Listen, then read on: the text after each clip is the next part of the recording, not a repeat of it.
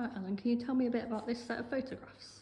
This set of photographs started life in about, about 1983 as a set called Fashion mostly. Fashion in the broadest sense, not just the sort of haute couture King's Road fashion, although I did some of it is from the King's Road in Carnaby. One I think is from Carnaby Street. It hasn't been seen since about 1984. And I thought, we thought it might be a good place to start in terms of the photographs. I had thought of putting some of the modern ones up, but that's perhaps another exhibition, more photos than I've got exhibitions to put them up in. Although it was has been a lot of work going into this, and thanks to Art Riot for helping me with that. Next question. That's great. So we've got a series of images here from Coventry. This series of images here, with the guy putting the kettle on, is just a few from a series called Artist Homes, which was like a subset of some of the slightly earlier 81, 82 set. Typical student accommodation in the early 1980s. Pretty rough and tiny is how it was. I mean, it's a long time. It's long before the huge amount of student accommodation that's been purpose built nowadays. What have we got here, Alan? So this is a set from '83 of a band called Gasfire, and it was an art school band, and they didn't know how to play their instruments, some of them, and it was all a bit anarchic, but I'd love to see Gasfire play again, I really would. It's not, but then it's not just the people, you can meet the people today, it's the times, you know. Everyone had just graduated. It's a postgraduate show, this really, which is a while ago, 43 years ago, and Glenn in this one, who I saw recently, and it's a question of wondering where they were going to go at the time, or where I was going to go. You know, everything was the possible, it was the future, and now it's 43 years ago, and I suppose it's nostalgia really, but I'd love to see Gasfire play again. I'd pay 50 quid to see Gasfire play again. It's not going to happen. This is a set from the National Union Mine Workers when they came to Coventry with their banner. Someone did think it was Nottingham, but in fact it is Coventry. You can see the council house in the background there, if you pan. Yes, there you go.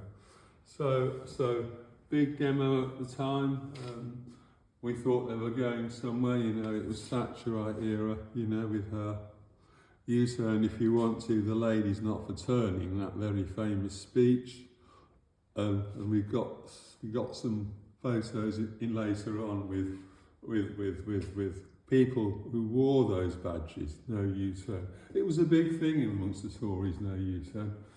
This is a set from Coventry.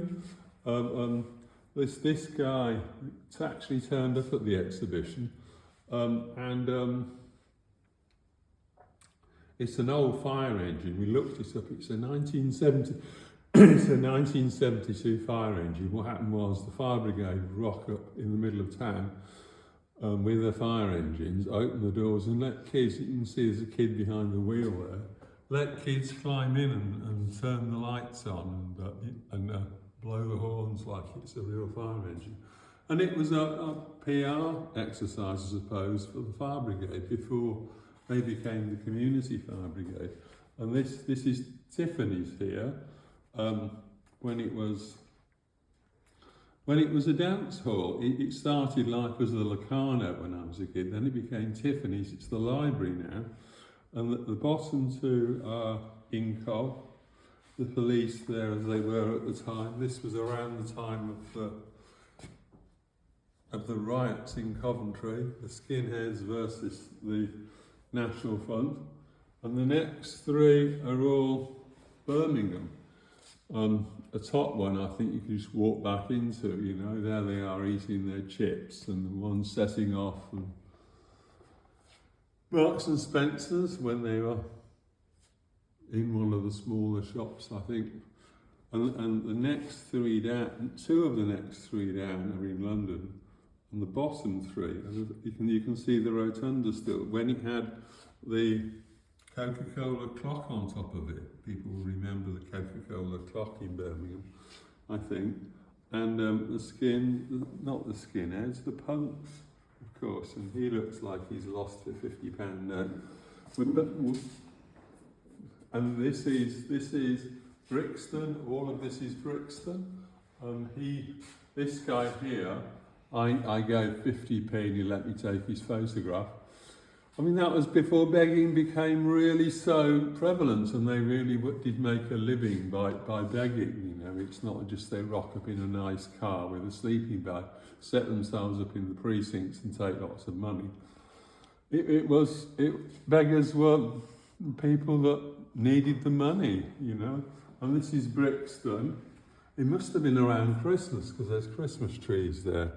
And this is kind of like a very, I don't know, well, I suspect somebody who wasn't quite well, they set up all this. It's not sort of naive, I don't know, naive art, industrial photography.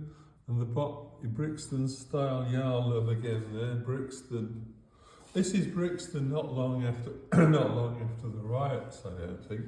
At the time I stayed in a squat in South London, which was pretty rough.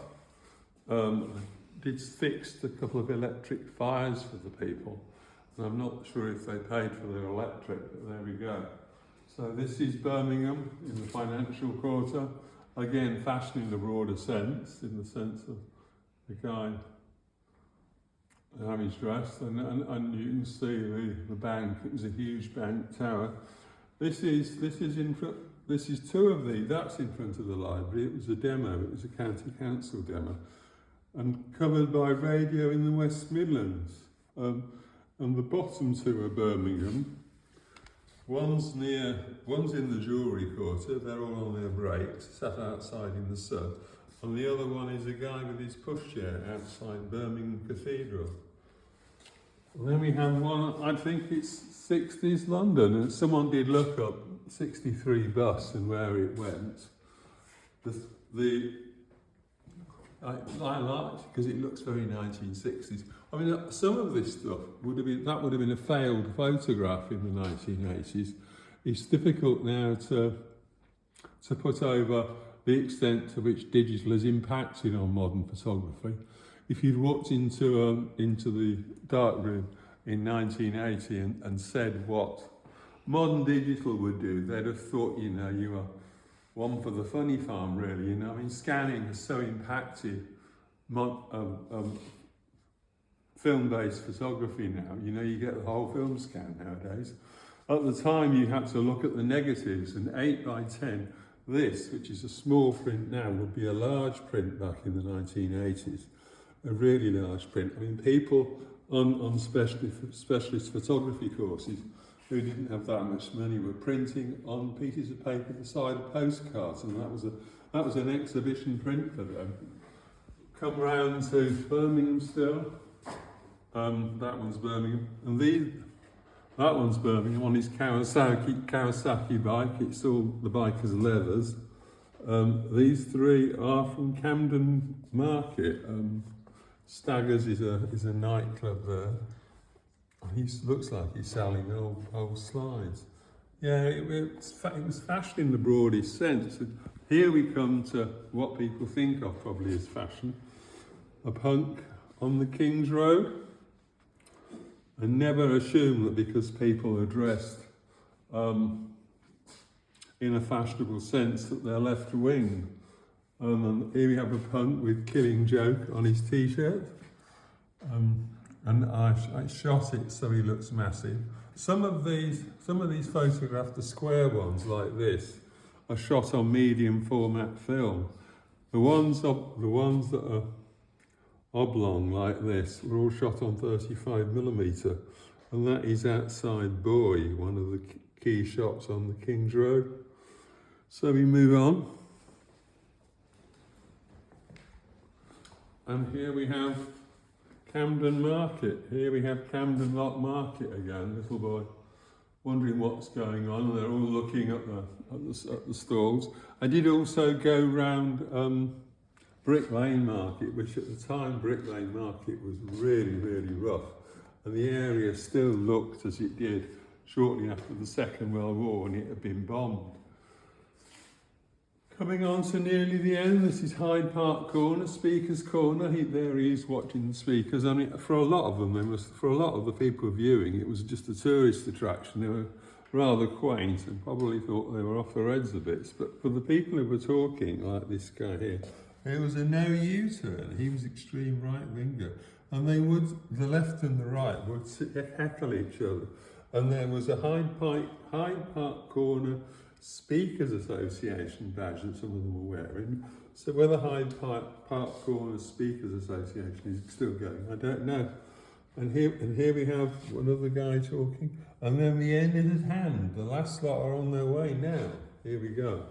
So the square one is I'm pretty sure Carnaby Street, and there's lots of graffiti. I'm particularly interested in texting photographs. So there's a few National Front stickers, and a sticker looking for information about a murder, and they're kind of hiding away behind what I suppose was trendy clothes at the time. He's wearing some sort of a parka, maybe he was a mod. Then we come down to another one, which is the King's Road.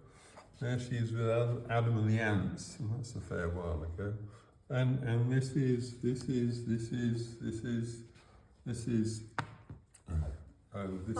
Barbican, yes, the music not venue, the music college in the Barbican. And someone from the Hare Krishna set with his kid, graffiti in the background again. And the last photograph is King's Road, wearing shades and looking trendy. And there ends the story. So thank you very much for watching this video, and thanks very much to Kyder & Co for having put the show on. Thank you, Alan.